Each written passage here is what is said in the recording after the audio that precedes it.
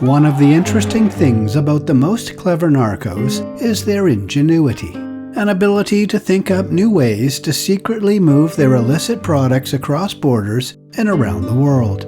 When one of their methods is discovered, narcos find a workaround, an office hack, to keep them ahead of the game, at least for a bit. That's what we're dealing with here, a big narco innovation, and it seems a bit crazy. Drug traffickers for years have been hiding bricks of cocaine inside boxes of bananas to be shipped around the world. It was simple but effective because bananas grow in the same climates where cocaine is produced. Colombia and Ecuador, two major sources of cocaine, are also among the world's top exporters of bananas. But those old banana smugglers eventually slipped, and now cops keep their eyes peeled for bananas. Losses for the narcos were enormous. Tons of cocaine was seized. Then one day, an enterprising narco seems to have turned to his narco-buddies and said, "Amigos, what if our cocaine wasn't packed in easy-to-find bricks inside the boxes of bananas, but instead, hear me out, infused into the cardboard the boxes were made of? Who would be looking for that?" Believe it or not, they found a way. The mob reporter here with news of an elaborate plot by well-heeled narcos who leaned on Underworld chemists to give them an edge in their cat-and-mouse game with police, about the global intrigue behind this caper, and the police investigation that eventually boxed these narcos in. Oh, and the scheme was run by a retired hitman. Let me tell you about it. It was 2 years in the making, but the national police in Spain recently discovered this clandestine laboratory, hidden in, of all places, a bullfighting ring. How very Spanish. The laboratory reminds me of the fictional meth lab used by Walter White in Breaking Bad. It was built underneath Gus Fring's industrial laundromat, as seen here from the hit AMC television series.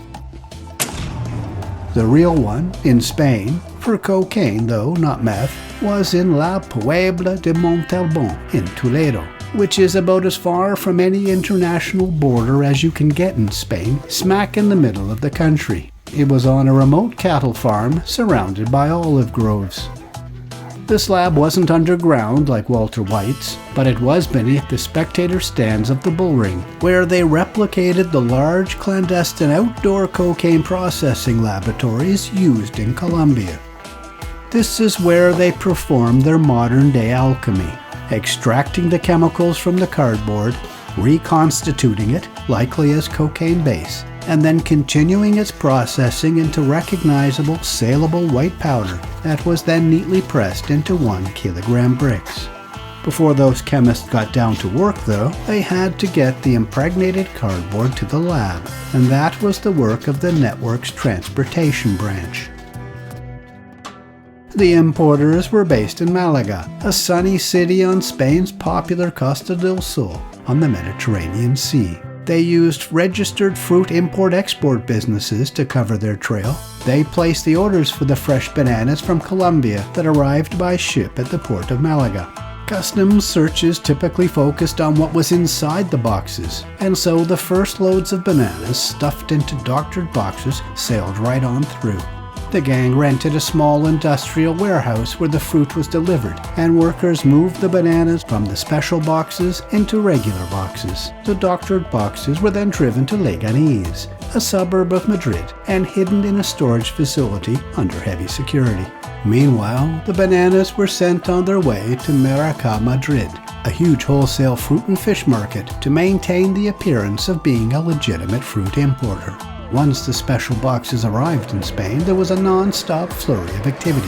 The hand-picked chemists were flown in from Colombia. Their leader was an experienced cocinero de droga, that's a drug cook, who worked for one of Colombia's most powerful narco cartels, the Clan del Golfo. The cooks that came with them were paid based on how many kilos they extracted in Spain before all returning to Colombia, flying in and out specifically for each job. It was a slick and professional operation, high on security and secrecy. They kept it, wherever possible, as a family affair.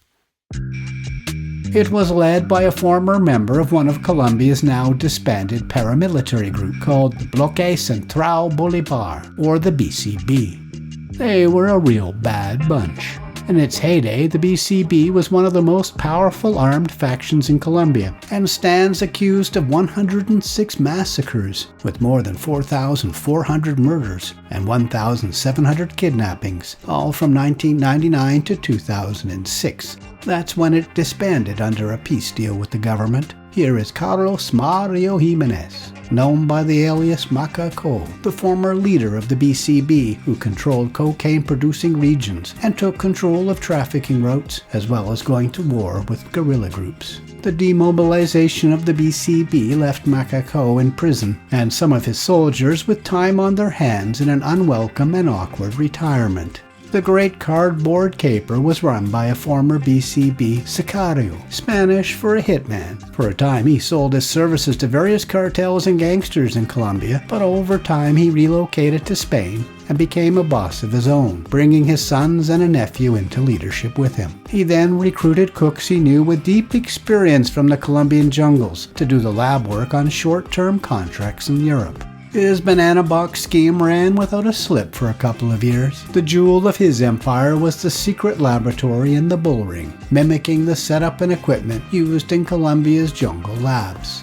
But it was raided on June 4, 2024. Police agents intercepted 2 vehicles trying to leave the lab, one of them driven by the hitman's eldest son. They were making off with 21 bricks fresh off the production line, police say. 18 people were arrested. Remarkably, 11 of them were related, one big unhappy family.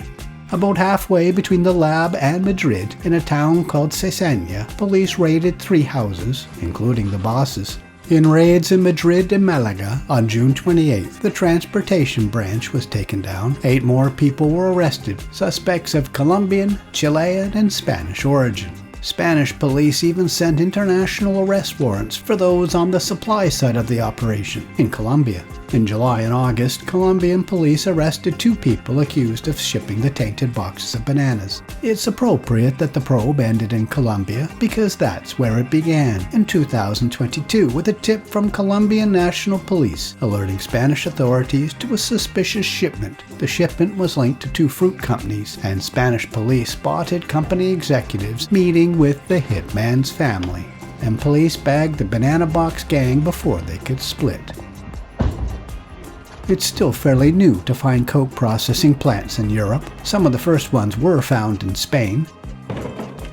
In 2019, Spanish police, working with police and military in Colombia, raided 2 related clandestine labs, 1 in each country. You see those raids here. The lab in Spain was in a chateau, less than 20 miles from the bullring lab just discovered. Colombia's was built in the jungle, of course, where they start from the absolute beginning, with coca leaves, where cocaine's active component comes from.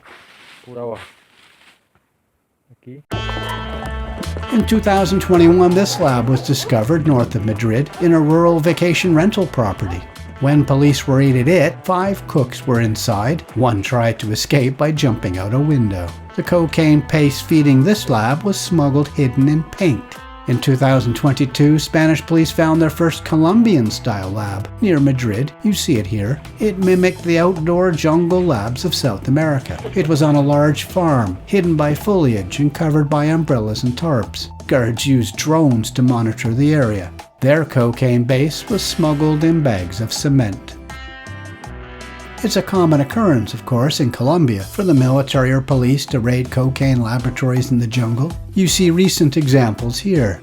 About every month, 1 or more of them fall. Officials go in, have a poke around, and then kill it with fire. You don't want to be downwind of that. Well, maybe some of you do. Please tap the thanks button to send me a tip and give this video a like and leave a comment. That helps juice the algorithm. And please make sure you're subscribed to the Mob Reporter.